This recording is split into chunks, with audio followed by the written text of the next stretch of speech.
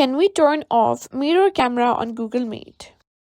In today's video, I'll show you whether we can mirror our camera on Google Meet or understand how the mirroring actually works during meetings. So let's get into it.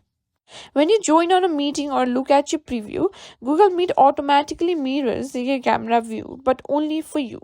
All the participants see your camera the correct unmirrored way. Just open Google Meet and start a new meeting or join one. You'll notice that your camera looks flipped like a mirror, but don't worry, others see the unflipped version. If you really want to flip or mirror your camera for everyone, you will need to use a tool like Snap Camera or OBS Studio or your webcam software. These apps let you reverse the video feed before it goes into Google Meet.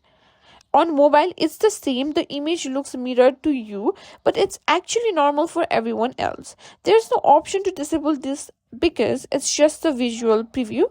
So, to sum up, Google Meet mirrors the camera only for your view, not for others. No need to change anything unless you're screen recording or presenting.